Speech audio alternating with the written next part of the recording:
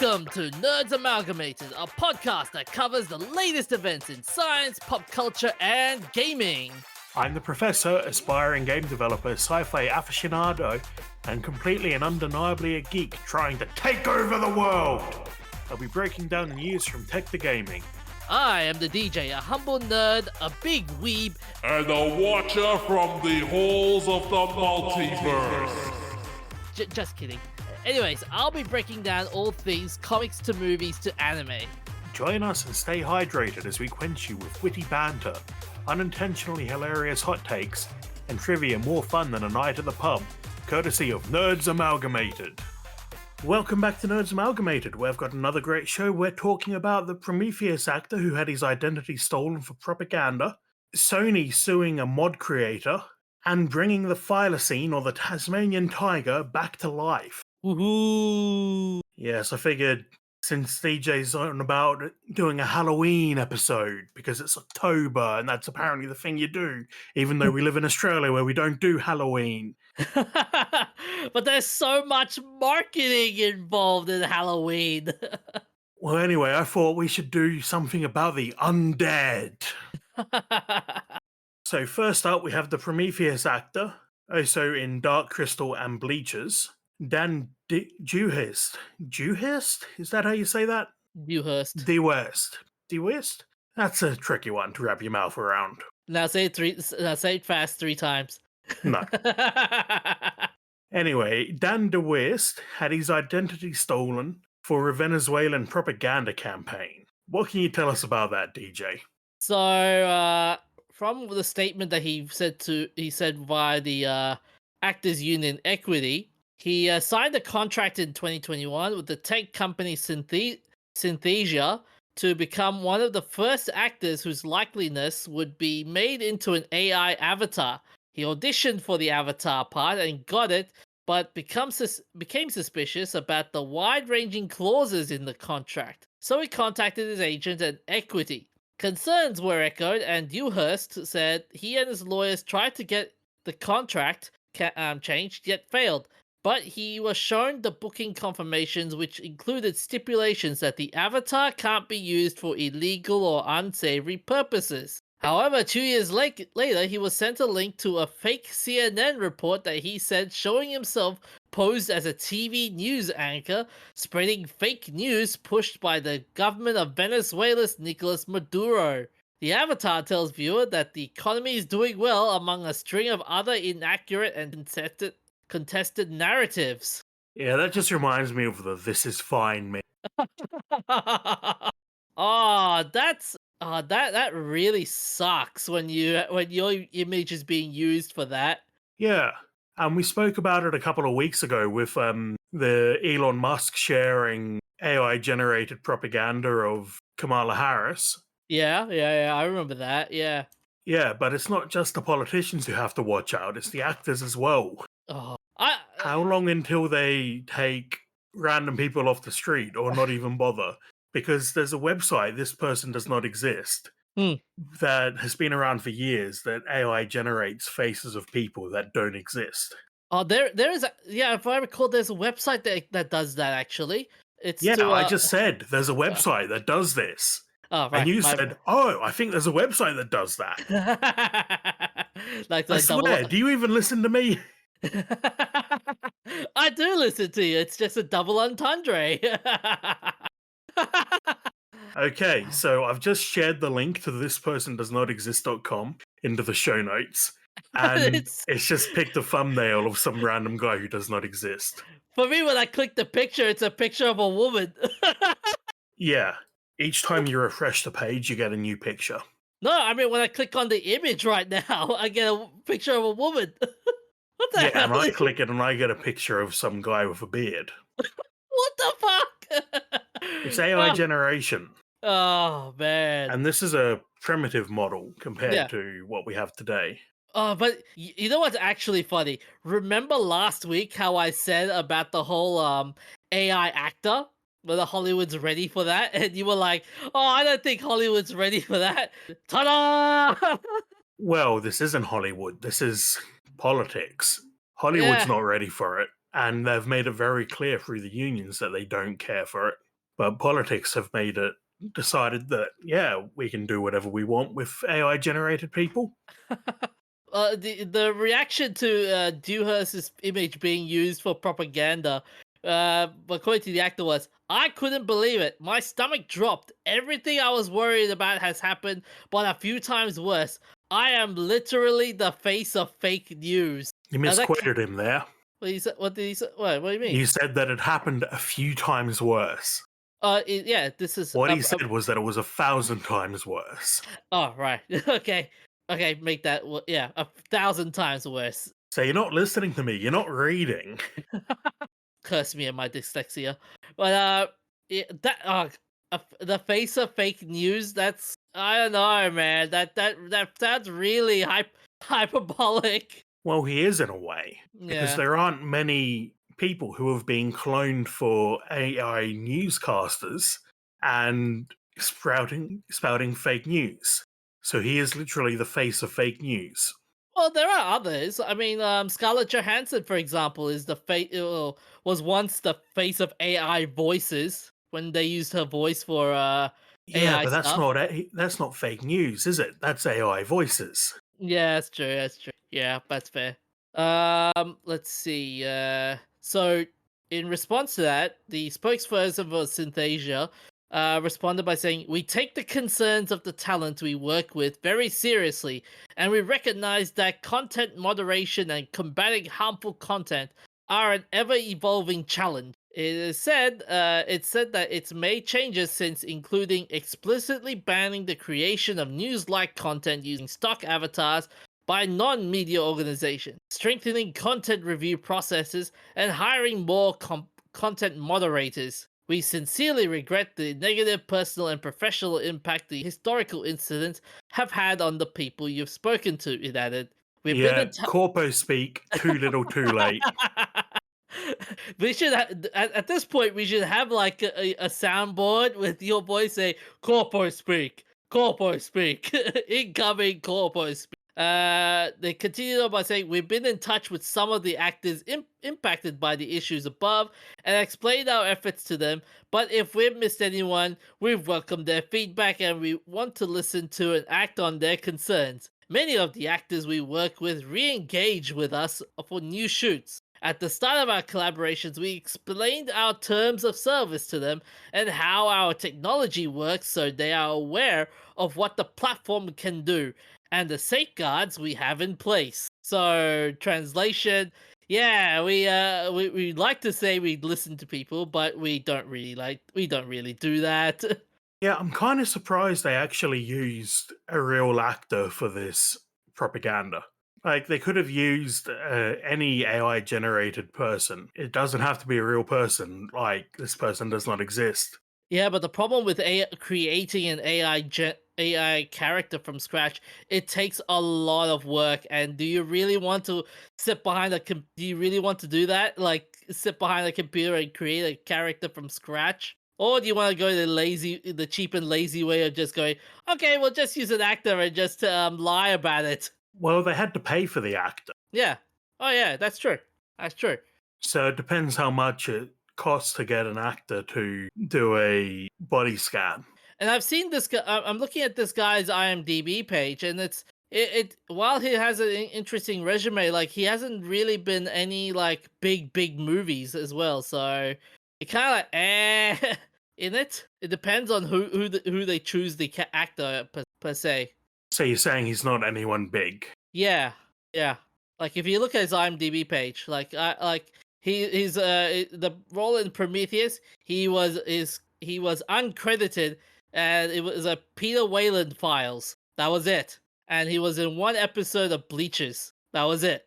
So does that mean he shouldn't have the right to his own identity? He should have the right to his own identity, but I'm just wondering, like, why hit?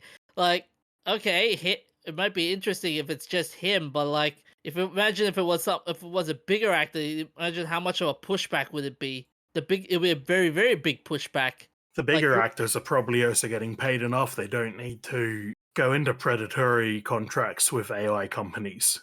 So, yeah, so Dewhurst here is coming forward to warn others about signing AI avatar contracts in the future. Equity has been pushing for AI safeguards in a similar vein to its American Union counterparts, and has made AI a cornerstone for its negotiations with producer trade body Pact. Equity's Assistant Secretary John Barclay said, AI isn't the future, it's the present. It's here right now, and performance artists are increasingly working in this growth era, providing movement and voice recordings for Gen AI content. Engagers of our members are slow to respond to the threat not only to our members' rights, but also their own intellectual property, and this must change. Well, yeah, sometimes they don't even tell you that they're making an AI model. Yeah, So the Snowpiercer actors for the TV series a few years ago yeah. were scanned into a system. And it wasn't until months or a year later that it was around the time of the big strikes last year. Okay. It wasn't until then that the actors actually found out that they'd been turned into AI. Yeah, I heard something about that. Yeah, the body scan tech. Yeah. Yeah, one of the actresses was Lena Hall was the first person to blow the whistle about it. Yeah, she said like, so Snowpiercer season 4 did a full body scan and full range of emotion capture for all the series regulars on the show, not even telling us the real reason why. Now I know why, and it's really disturbing because I didn't consent. P.S. They told us it was for special effects, but were very vague. What's going to be interesting with the AI avatars is that how much I'm trying to think of something, but I lost my train of thought now. Yeah. While I get my train of thought back. So in response to all this entire drama, the Synthesia, the people that the actor was contacted by, their spokesman came out saying, we are the only AI company that applies extensive content moderation at the point of creation. Before a video is generated on our platform, it goes into a moderation queue and it is checked against our content policies by a combination of automated systems and human moderators. By employing this workflow, we catch the majority of attempts to create harmful content, including mis/disinformation, fraud, scams, bullying, and harassment, or explicit content. So when I read that, where does the fault lie then? To like, they said that it feels like they're shuffling the blame from the company to, it's just the content moderation people that made the mess, not us. It's like they're passing the buck, Yep. but in a really weird way. Yeah, it does sound like they're blaming each other. Yeah, and that actually poses a very interesting question. With this in mind, are we going to trust the content moderation teams if let's say for example AI stuff becomes normalized? Are we going to trust movie companies and their content moderation teams in the near future if this stuff up occurs again? Yeah, it's how can you trust them? You don't Yeah. know that a company isn't going to, once you've given away your likeness, the only way to stop them from doing whatever they want with it is to sue them to enforce the contract. Yeah, but the only downside to that, the only problem to that is you can't once it becomes once their NDA contracts come in as well, then suing them is going to be very hard as well, especially when it comes to this Why? NDAs. Aren't NDA contracts like very thick in terms of you would have Yeah, to. but the NDA doesn't have, I don't think the NDA has anything to do with it. Oh no, but like let's say for example, if you go to a content creation place saying like, "Hey, you're using my likeness. Are you actually using my likeness properly?" And the content creation guy through an NDA will say, "I'm sorry, I'm at liberty not to say anything. I'm not at liberty to say anything." Basically, yeah. Right. Well, what would happen is you'd find out through the news or just coming across it that your likeness has been used for something that wasn't in the contract you signed. And then you take them to court. Yeah. You won't, like, if they're breaking the law by using your likeness without not in accordance with the contract, Mm. they're not going to tell you whether there's an NDA or not. Okay. Yeah, what's also funny is it's Venezuelan propaganda. Venezuela. What the hell, man? Yeah, I wonder why they picked this actor. And surely they could find a local actor who would, like, no name actor who would do the stuff live for them instead of having to AI generate it. What's even funny? It's the government of Venezuela that co-sign that's approved this. Like, it makes you wonder. Like, oh, are you gonna trust it? Are government organizations in the near future gonna do this? Like, can you imagine our government doing this? I've already seen various governments around the world using AI generated art. So, sure, that'll happen. Imagine Albanese comes out. He's like huge an AI. The Australian government use an AI version of Hugh Jackman and go, "Come to Australia." Oh, that would be pretty hilarious, to be honest. Anyway, moving along. Mm.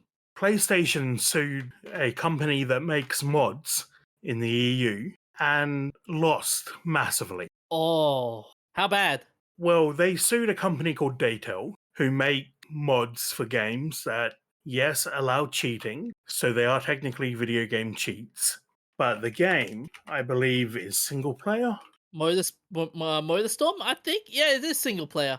If I recall, there is multiplayer, but I think it's local. Okay, so there is multiplayer, but it's also a game that's been around for over a decade, so there's a few different entries in the series. Yeah.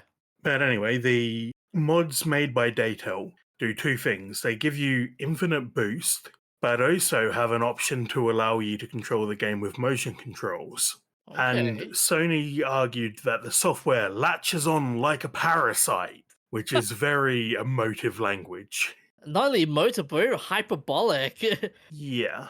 But what the judges determined is that, yes, there are legal protections for computer programs, but they don't prohibit another company from coming along and modifying that software as long as it's modifying the RAM rather than the program itself. So, first you load the content of your program into RAM, and then you have another program that looks at the RAM and modifies the RAM, and then that is what allows you to cheat rather than modifying the files before they're loaded into RAM, which Okay. sounds like a insignificant difference, but it's the angle they've gone for this case. So it's basically so if I'm not really familiar with the programming in a way. So you're saying that it just manipulates the files that are in the RAM, but not the files on the disk. Is that right? Am Yeah. I get okay? And this is And and this program is post install, right? yeah, so you install the game Yeah, and then you install a mod, yeah. but that mod has to run separate to the game and just modify the content in RAM. Okay. Then it's total. Then by by that, then what Sony is arguing, it's totally stupid, making it sound like it latches on to to the console while onto the program itself. It makes it sound like that with the whole latching on like a parasite. Yeah. Yeah.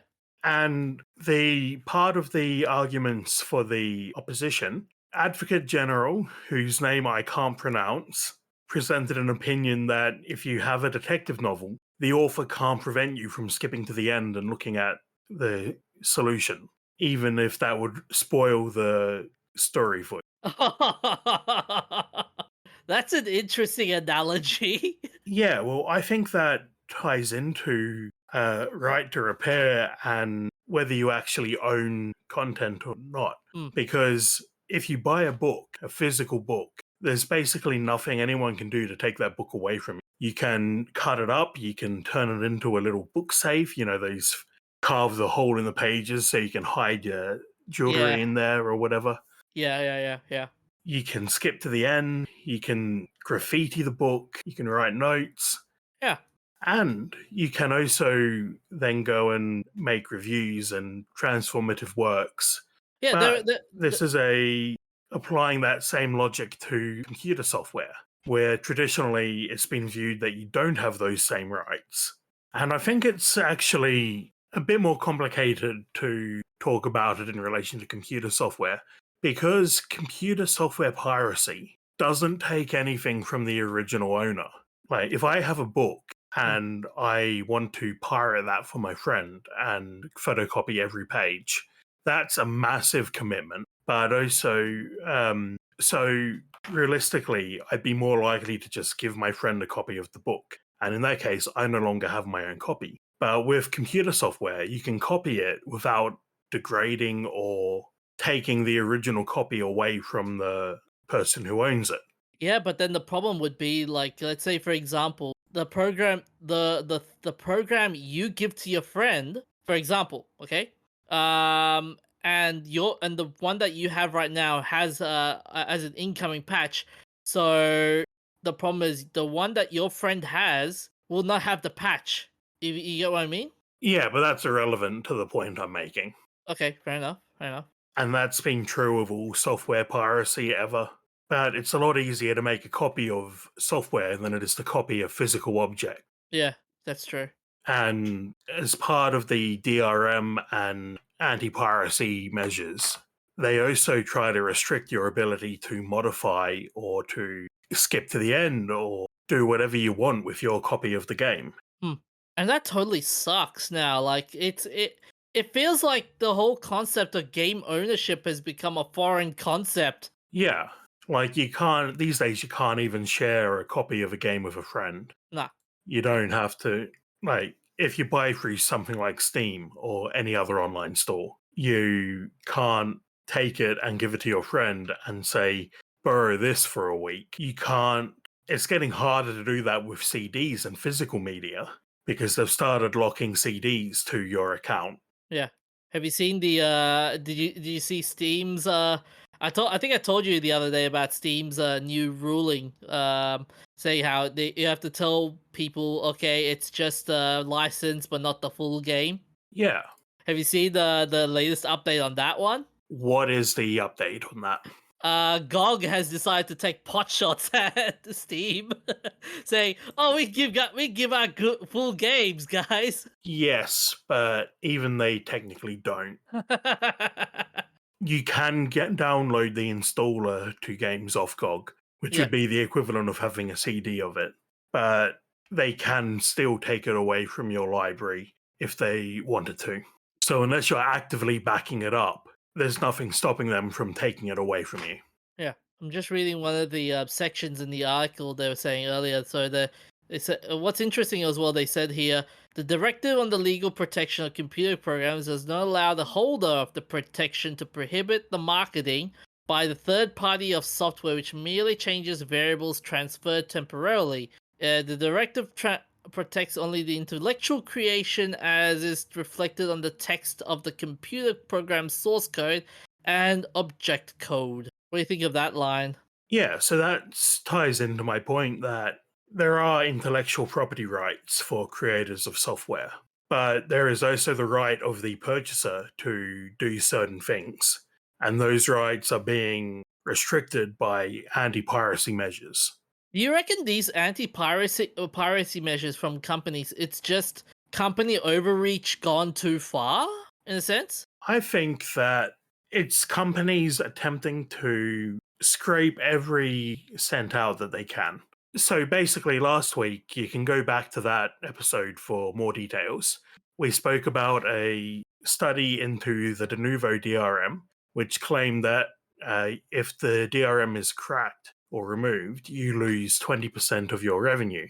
Yeah, And also that there's a certain percentage of people who will wait until the de novo is removed because there's a subscription cost for the developer. So it makes sense to remove de novo after a few months. I think companies see that there is that fraction of people who pirate games and software and will not be brought around to being paying customers. And they're trying to force them to be paying customers. Because the way I see it, there's people who will buy every game that they want, yeah. people who will pirate and purchase if the game is good and they think the developer deserves to be rewarded, and people who pirate no matter what.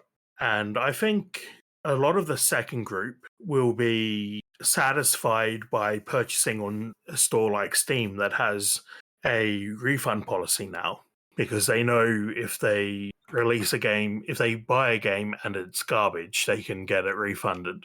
Yeah, but sometimes their refund policies always gets abused, don't it? Yeah, the At refund times. policy isn't the best. On Steam, you have 2 hours of gameplay or 2 weeks of real time since purchase, whichever comes first. I'm not sure about other stores. With with Epic Games, by the way, here we go. They said here games and apps are eligible for refund within 14 days of purchase if they're marked as refundable or self-refundable. However, you must take you must have made less than 2 hours of runtime on record. Okay, so it sounds like theirs is very close to Steam's. I'd say it's slightly more restrictive because on Steam everything is covered, whereas on Epic it sounds like only some things are covered. Yeah.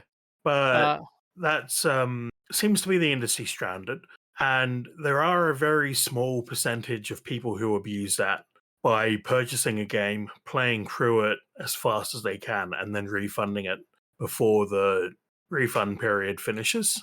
I but think that's a negligible amount, but we need to see a study into that. Speaking of refund policies, do you remember Fallout 76 and their refund policies? The No, I fall don't. Oh, it was so bad. They decided it was so bad. I'm looking at ACCC, and they were like, okay, we're gonna because of the backlash, we're gonna take away the we're gonna we're gonna refund the consumers the Fallout 76 game. And I remember they said they were not gonna do it at one point. Yeah, they were refusing the refund policy. Here we go. This was according to the Washington D.C. firms. They found it unplayable due to bugs, blah blah blah. Yeah, they said since the developer had reportedly stopped issuing refunds out of spite, apparently. But with the Yeah, that sounds very illegal. yeah, yeah.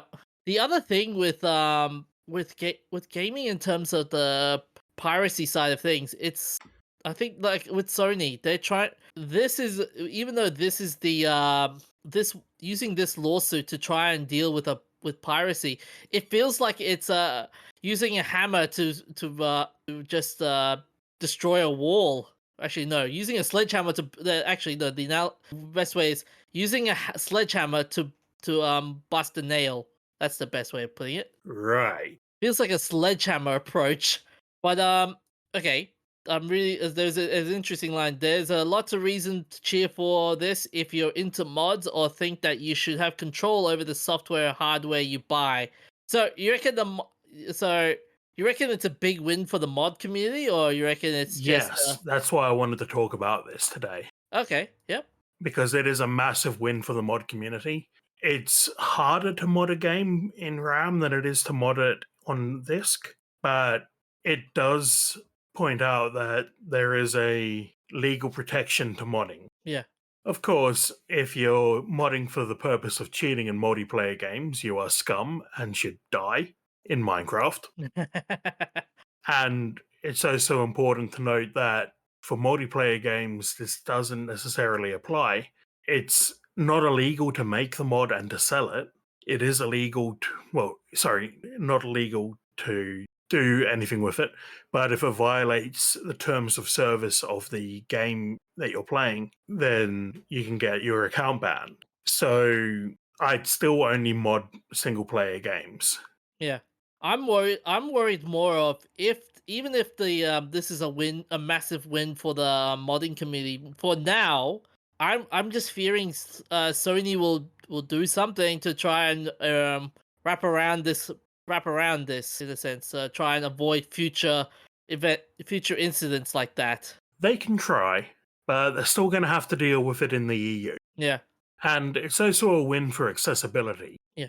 because this mod for Motorstorm gave you the ability to use motion controls. Other games have mods that make it possible for people to play them with a special controller or with eye control, voice control, all sorts of things. And there's actually a charity, Special Effect, who have done videos with Up Is Not Jump, and their goal is to help disabled people play games. I'll put the charity link on the show notes for anyone who wants to donate money to this special cause. So this is a protection for, protection for their sort of project. So that bit, even though this is a Sony case, you reckon other companies are looking at this and what do you reckon if you're the head of Nintendo, for example, and you see this result, what do you reckon they'll do? Do you reckon they'll follow they'll follow suit as well, or you reckon they'll do nothing? Well, the precedent has been set, so they're going to have to, if they want to keep releasing games in the EU. Otherwise, when they get taken to court, they'll point to this case and, it will get them in serious trouble. That's true. But on to the undead. A company called Colossal Bioscience wants to bring the Tasmanian tiger back from the dead. The Tassie tiger went extinct in the 1930s, and despite claims of sightings since then, no one's been able to prove that it still exists. Yeah, it's become a legend, hasn't it? Like, oh, I've seen the tiny tiger, guys. And if I recall, like there've been a lot of hunters that want to hunt that thing for decades. Yeah, everyone wants to see a Tassie tiger, except the farmers, maybe, because the farmers are the reason they went extinct in the first place. So, Colossal Biosciences have been working on this for a couple of years now, and have developed a 99.9% accurate Thylacine genome. Oh, They've also been able to extract the RNA, which is less stable and more likely to degrade over time. And they also found a preserved head of a Tasmanian tiger, and were able to extract DNA from that. okay. So they have an endless supply of the DNA. Okay, that's fascinating. Yeah, they've got a reasonable amount of it. Although that being said, with the amount with this amount of DNA and with all this science backing them, now comes the biggest part of the equation: the ethics community. Yeah. Is it ethical to bring something that is extinct back to life? I don't see why not, but there's a lot of people who disagree with me. And it's not just it's not the ethical part. It's also is it religiously sound? Like you're gonna get a lot of religious people just going like, "Oh no, you're playing God, guys! You're playing God." Yeah, but they'll say that anyway. Yeah. So besides the thylacine, have they? Because I distinctly read this, and they said they're looking at they want to bring back other extinct species as well. Yeah, they've also done some work on a mammoth genome. Okay. Now, what confuses me, though, Uh-huh. is the Tassie tiger is the size of a dog, a big dog, but they plan to use a dunnart, which is a small mammal, as the host, the surrogate for Tassie tiger embryos. I don't know how that works, because the dunnart looks much smaller than a Tassie tiger. Wait, how do you spell that? Dunnart. That sounds so weird, the name. Wow, it looks like a bilby. Yeah, but yeah, from the look of it, doesn't look like it doesn't look like the Tassie Tiger surrogate. That's Yeah, weird. it seems too small. Maybe they're bigger than they look in the photos. No, they're like a mouse, a field mouse. Yeah, look at that. Like there's a picture of someone's hand with a lot of donuts, and they're so tiny. Yeah. So I don't know how a dunnart is going to gestate a Tassie tiger. Yeah. Like it would have made more sense if it was like the dingo or something. They use the dingo as a genetic surrogate. Well, it might be that they need to pick something that's closely related to the Tassie tiger. So it might be that dunnarts are genetically closer than dogs. Yeah, possibly. Still, it's so tiny. Although, can you imagine this would be the start of Jurassic Park? Well, Jurassic Park would be much less likely because DNA degrades over time, and the half-life of a sample of DNA is significantly less than the amount of time since the last dinosaurs.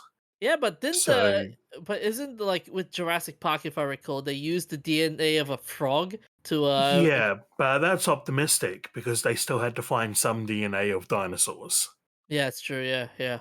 In this case, it's been so long that any fragments remaining will be few and far between. Hmm.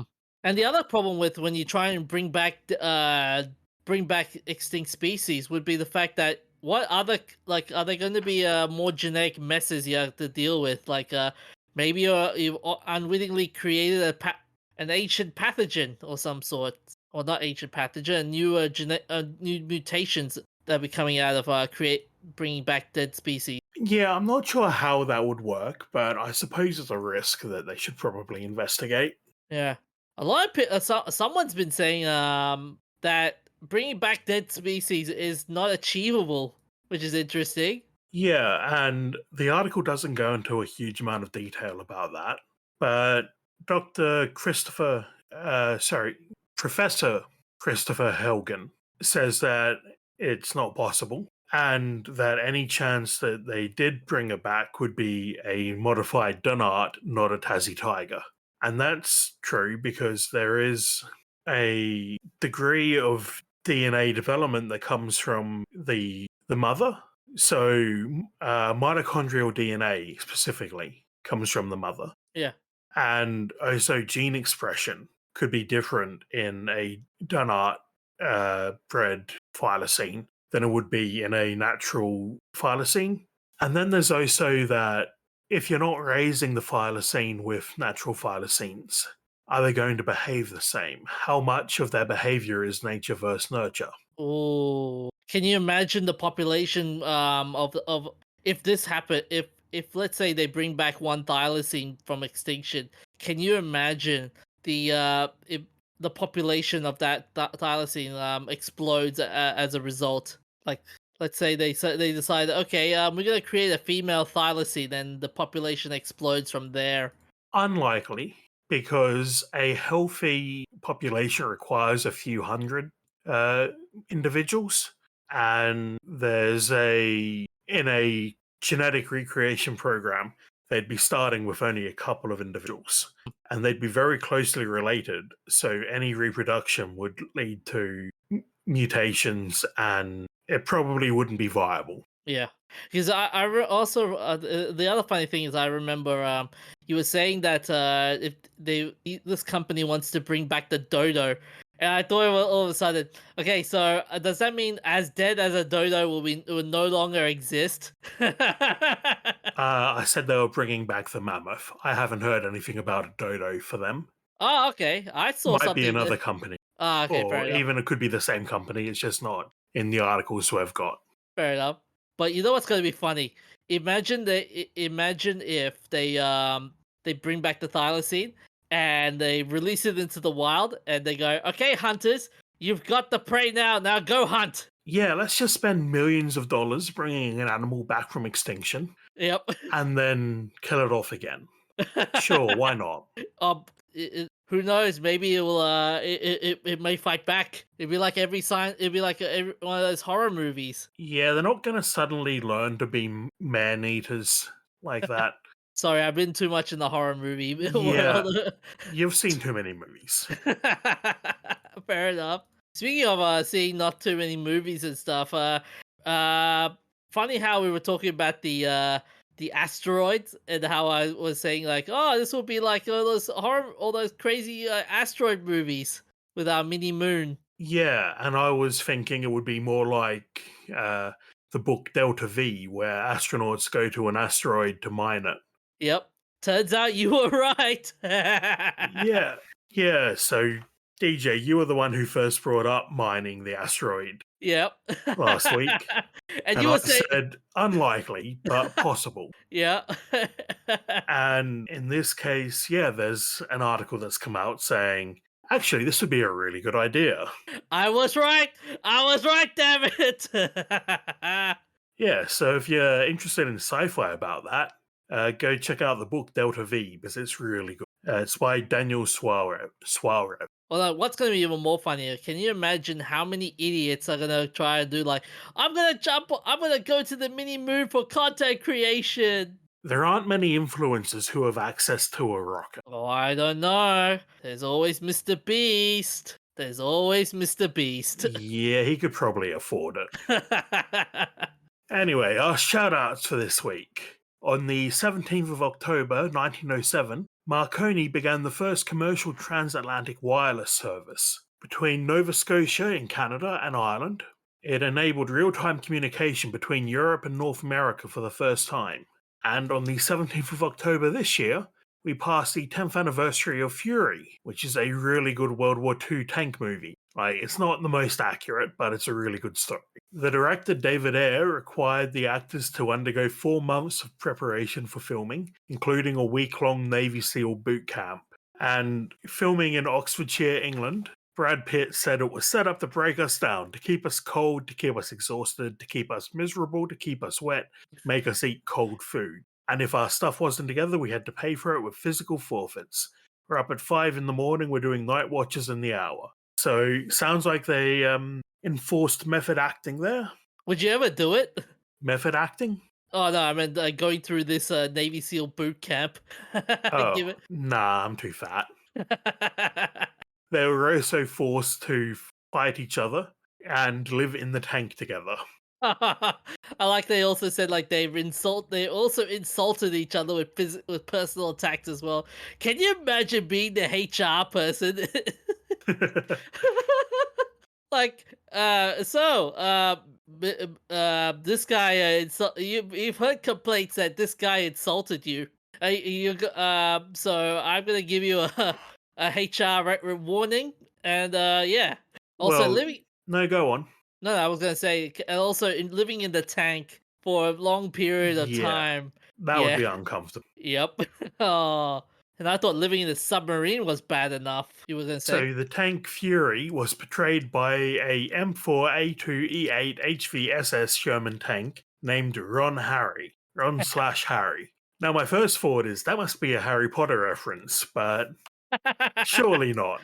I'm just thinking, can you imagine the shells all named Hermione? All right, Hermione, fire Hermione at her at this target. Right.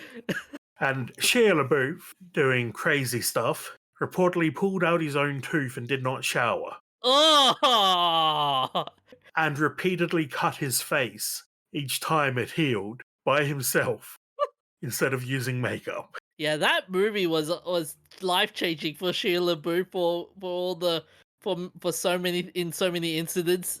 Yeah, Shia's a weird one. I've added another one where during the filming, you almost got into a real fight with Scott Eastwood while the cameras were rolling, where Eastwood, riding on the back, kept spitting tobacco juice into the tank. Booth felt this was disrespectful and exchanged words with Eastwood. Things got heated until LaBeouf found out that the script called for Eastwood's character to spit his tobacco juice into the tank. Per Eastwood and Brad Pitt had to break up the fight. Yeah, I'd be careful getting into a fight with an actual cannibal. God, as I said, can you imagine being HR in this entire movie? You would quit after like a week or two. Well, how do you reckon they keep Shia under control? Oh man. Like, the guy's a cannibal. How do you keep that under control? Wait, I didn't know he was a cannibal. Yeah, Wait, I'm gonna find this out now. I'll show you the evidence after the recording. Okay, sure, man, sure. And for our gaming anniversary on the 19th of October this year, we passed the 25th anniversary of Crash Team Racing, which I could not believe was that old. Yeah, I feel old now. Yeah. Professor, can you buy me a walking stick for Christmas? How about I just put you down? No, I'm too. Put you out of your misery. No, I intend to die, but die with dignity. I'll make sure it's dignified. I'm pressing X to dad on that one. You've played this game, right? I've played this game a lot. Ah. It has a really weird plot too. This alien turns up and he's like, if you don't beat me in a race, I will turn this planet into a parking lot. That reminds you Feels of... Hitchhikers. Yeah, it feels Hitchhikers. Yeah, you're right. So, okay, was this game better than Mario Kart 64 or... I mean, I played it more than Mario Kart 64. Mm. I don't know if I'd say it's better. They're very similar games. So, DJ, what is our messed up moment this week? So, with Halloween fast approaching, I decided to jump in to another fun section of Junji Ito. Oh boy, this time it is called Down the Drain, also known as The Groaning Drain. This is found within the same volume as Slug Girl. The Groaning Drain is a twisted moral lesson that centers around two sisters and their hygiene obsessed mother, whose obsession is so severe she divorced her husband for being too unhygienic. After accidentally killing her ex husband one night when he sneaks in to see his daughters, the house pipes begin to emit strange sounds and a terrible stench that the sisters believe smells like an unhygienic admirer of theirs who their mother recently berated. This caused one of the sisters to believe that said boy had somehow managed to hide himself in the pipes to spy on them, a thought that's immediately dismissed by her sister. And when she believes to have seen the boy looking at her from the shower drain, her sister, still refusing to believe her, forces her arm down the drain to prove to her there's nothing there. Still dismissing her sister's plea for help that something's pulling her in, she leaves only to return just in time to watch her sister's sister's legs to be swallowed by the drain, never to be seen again. Now, have you ever seen this anywhere before? I think being pulled down the drain is a common fear among children. Oh yeah, it's this thing is famous for in the movie the Blob, where it was the 1988 version where someone was trying to clean up the sink and the Blob kills him by sucking him through the sink, and it's very scary. Okay. Well, our wacky movie for this week is 1971's Dr. Jekyll and Sister Hyde. In Victorian London, Dr. Henry Jekyll attempts to create an elixir of life using female hormones stolen from fresh corpses. He reasons that these hormones will wipe out all common diseases and extend his life since women live much longer than men. However, once he drinks the serum, he transforms into a gorgeous but evil woman. Needing more female hormones to maintain his serum, he starts murdering London women. Ah. And absolutely lovely meeting story here. Ralph Mhm. Bates met his wife Virginia Wetherill when they prepared to shoot a scene in the movie in which Bates, who played Dr. Jekyll, killed a prostitute, played by Wetherill. Imagine telling that story to someone like, "Hey, so how'd you two met?" "Oh, we were in a movie once, and I was playing the victim, and he was playing the murderer." I'd just say that, oh yeah, I was trying to kill her. Just because I'd like to see the look on people's faces. And Martine Beswick had a nude scene in the movie, which, after a week of refusing to speak to the director and the concession that there would be a closed set, she remembered dozens of people hanging from the rafters sneak a look at her. Aw, no. Yeah, pretty nasty. Again, can you imagine being the HR of that studio? Yeah, would not fly today Nope, it for would good never. reasons. Uh-huh. Although it's interesting with that storyline, it just reminds me of are you familiar with the story of Elizabeth Bathory? Yes, she was Hungarian, wasn't she? Yeah, Hungarian. She allegedly murdered women and bathed in their blood. Yeah, as a with a messed up notion that it will retain her youth. And these days, people do that voluntarily. Oh Look up no. young blood transplants. No. No. Yeah, there's one famous rich guy who pays his nephew to donate blood to him. No. And that's actually a thing? What the fuck? Yep, on that bombshell, let's wrap it up. Where can they find us, DJ? They can find us on social media. They can also find us on Spotify and any other audio platforms. And they can also find us on YouTube as well. Check out our shorts, they're comfy and easy to wear. Look after yourselves, stay hydrated, and we'll see you next time. Stay happy, stay nerdy, stay bloody. I mean, stay healthy. And I'll see you guys soon.